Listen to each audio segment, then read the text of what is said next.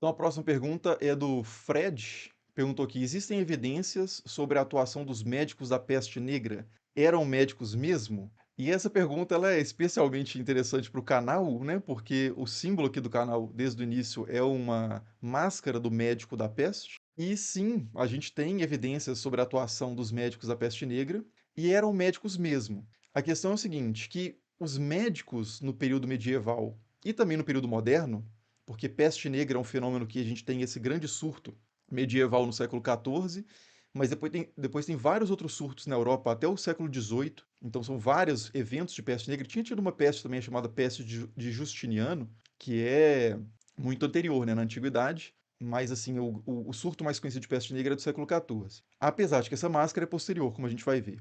Mas assim, quais evidências que tem sobre a atuação de médicos da peste negra? Tem evidências, por exemplo, de que os médicos tinham uma taxa de sucesso mínima e muitos morriam indo para esses locais onde estavam acontecendo o surto. Então muitos fugiam também. Tem um documento de Florença, se eu não me engano, que foram 18 médicos contratados. Desses 18 médicos contratados por Florença para resolver ali o surto de peste, 5 morreram aproximadamente, uns 8 fugiram, desistiram e saíram de Florença para não se contaminarem, e os outros ficaram lá trabalhando e sobreviveram, né? Mas sem muito sucesso, porque apesar deles saberem que a peste era algo contagioso, que era transmitido por contato e era transmitido pelo ar também, a peste negra uma peste que tem a ver com a bactéria que provoca a peste bubônica, né? A peste bubônica é uma das expressões de doenças causadas por essa bactéria específica, que é uma bactéria que ela é transmitida pela mordida da pulga de rato, mas também é transmitida pelo ar. E aí, eles sabiam da questão do contágio, tanto é que corpos com peste, a gente tem relatos até anteriores a isso, de corpos de pessoas doentes que eram catapultados em situações de cerco, né? Então, por exemplo, os mongóis,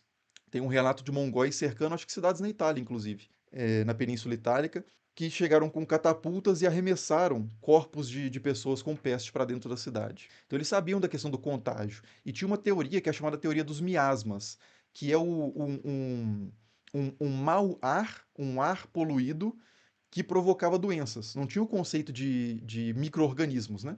Mas tinha esse conceito de um ar de má qualidade que poderia causar doenças. Então isso tem a ver com essas máscaras, que não tem relatos de nada disso, que nada, nenhum tipo de máscara sendo utilizada nos surtos iniciais da peste no período medieval. Mas a partir do século XVII, XVIII, tem algumas figuras, algumas gravuras. Deixa eu até mostrar algumas aqui. É isso aí. Yersinia pestis é o nome da bactéria. Valeu aí, Ricardo. Essas máscaras aqui, o problema é que essa máscara ficou tão popular, né, que tem um monte. Ah, esse aqui, ó. Esse aqui já é uma antiga mesmo. E tem também essa, né? Tem outras também mais diferentes. Tem um que tem o bico mais reto, tipo esse, né? Só que isso aqui deve ser uma reprodução baseada em alguma imagem mais antiga. Ah, não vou achar aqui agora. Ah, tem essa aqui também, né? Que eu até peguei pra. Tá na capa da live. Só que a resolução tá ruim. Mas essa máscara com bico que era utilizada para colocar. Isso aí já posterior, tá? Isso não é medieval. Era utilizada para colocar ervas ou especiarias, né, canela, coisas desse tipo, em sacos, em saquinhos cheios dessas ervas que eram colocadas dentro aqui desse bico para proteger o médico desses miasmas. E aí, falando sobre médico, inclusive, e para proteger da questão do odor também, né? Cadáveres por todo lado, né? Estima-se que pelo menos metade da população europeia tenha morrido de peste ali no primeiro surto, no grande surto do século XIV. Então, é uma situação terrível. E falando sobre os médicos, algumas figuras que hoje a gente chamaria de médicos, na Idade Média, no início do período moderno, existiam categorias de profissionais da saúde que eram muito distintas. Então, por exemplo, você tinha os cirurgiões barbeiros, que eram pessoas que faziam operações, que colocavam osso no lugar, que amputavam, mas essas pessoas não eram médicos propriamente. Eles não eram chamados de doutores, né? Porque a palavra doutor tem a ver com doutrina, que tem a ver com doutrina, né? Que tem a ver com as artes liberais, tem a ver com doutrinas mesmo, né? Com conhecimentos esquematizados, sistematizados, que eram aprendidos nas universidades de medicina. E esses cirurgiões barbeiros, eles não eram formados nesse conhecimento mais abstrato, eles tinham um conhecimento prático. Então, essas figuras atuaram nos tempos da peste, mas também figuras mais ligadas às universidades, né, ao conhecimento acadêmico, também atuaram, mas como eu disse, com pouca chance, pouca taxa de sucesso, os métodos aplicados eram, por exemplo, sangrias, ou então ventosas, ervas também, que é outro tipo de, outra categoria de profissionais da saúde, que são os médicos populares, que faziam boticários, né, que preparavam fármacos, farmacêuticos. Isso eram categorias profissionais separadas. E essas ervas, né, para você é, resolver um problema de bactéria nesse nível de mortalidade era ínfimo, né? Você aplicar ali uma pasta de ervas, qual que seria o efeito disso em termos de antibiótico, né? Então, assim, no final das contas, há muitos registros que falam também dos médicos acabarem funcionando mais, atuando mais como coletores de corpos, como fazedores de registros de quantas pessoas morreram e também como pessoas para ajudar a família a preparar testamento, a organizar os últimos ritos, esse tipo de coisa. Então passam a ser figuras mais associadas à morte propriamente do que à salvação do doente, né? A salvação da vida. São figuras mais associadas à doença do que à saúde, porque realmente eles não conseguiam reverter essa situação. Sei lá, em 80% dos casos, a pessoa que contraía a bactéria acabava morrendo. Então, voltando para a pergunta lá do Fred, né? Sim, existem evidências da atuação de vários tipos de profissionais diferentes, incluindo médicos acadêmicos e médicos práticos, por assim dizer, durante os vários surtos de peste, desde o século XIV até o século XVIII, no mínimo, né? Tem alguns surtos também menores no século XIX. E se eram médicos mesmo, aí tinha também. O que é o médico mesmo? Se o médico mesmo for o médico que passou por uma formação universitária, acadêmica, tinha, mas era a minoria, né? O Gustavo Gindre perguntou qual livro eu sugiro sobre a peste.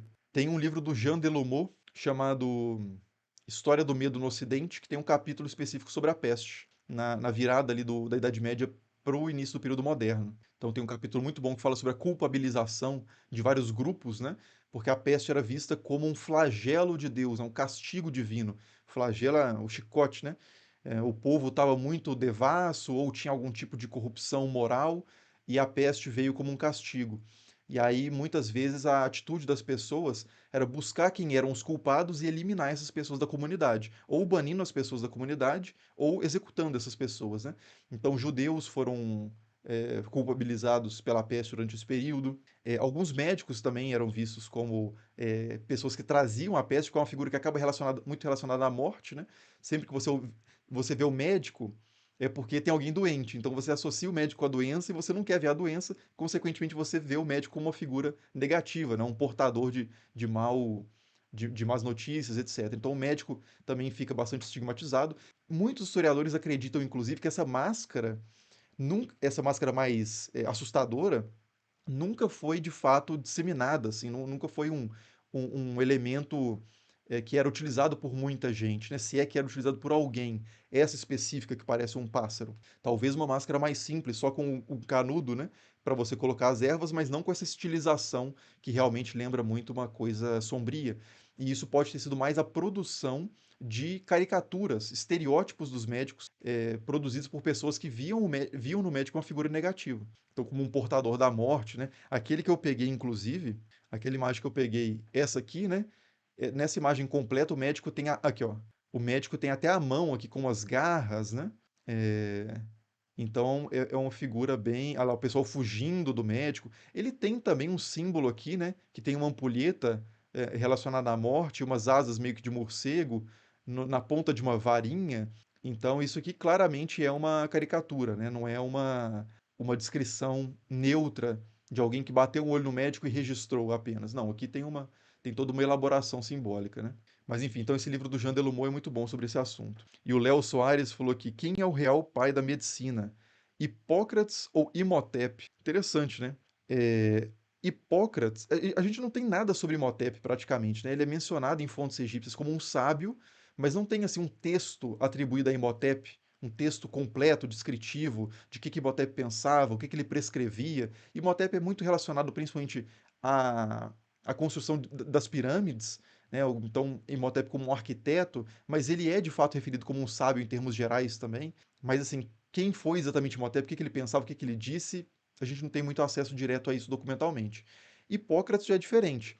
Apesar dos textos hipocráticos, né, o chamado Corpus Hipocráticos, que são vários textos atribuídos a essa figura, Hipócrates, que é uma figura grega, né, um grego da antiguidade, tem muitos textos que são considerados como escritos por seguidores de Hipócrates, e não exatamente por Hipócrates. Mas, de qualquer forma, a gente tem um lastro muito mais firme, historicamente, documentalmente falando, da figura de Hipócrates.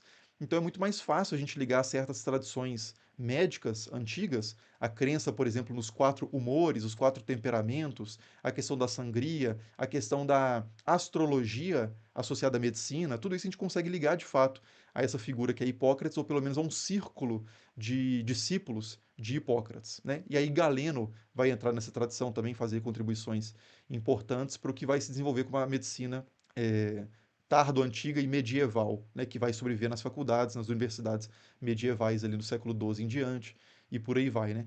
Então, assim, esse negócio de pai, quem que é o pai de tal coisa, a mãe de tal coisa na história, é sempre meio arbitrário de se fazer, né? Porque você poderia situar a origem das coisas em outro lugar, ah, enfim, quais são os critérios exatamente para falar que o que se praticava antes de Hipócrates não era medicina e aí passou a ser medicina. Então, assim, a história tem muito mais continuidades, né? Mas a gente acaba atribuindo arbitrariamente esses pais e mães das coisas. Então, assim, quem é o real pai da medicina, eu diria assim que não existe um pai da medicina. A medicina é algo que foi construído coletivamente em várias regiões do planeta de forma gradativa, mas Hipócrates acabou se tornando a fonte, a figura de maior é, a principal referência, né, da medicina na tradição grega, pelo menos, antiga. E aí o Tomate, depois vou ler o Everton também, o Tomate falou que eu, como médico, manifesto desde minha graduação minha insatisfação com a moda de clinicar, com a moda clínica de usar jaleco.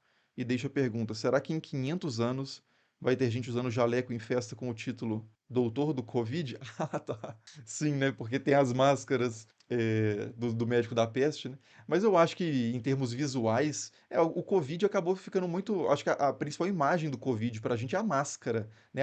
Menos o jaleco e mais a máscara que todo mundo usava, né? Não só os médicos.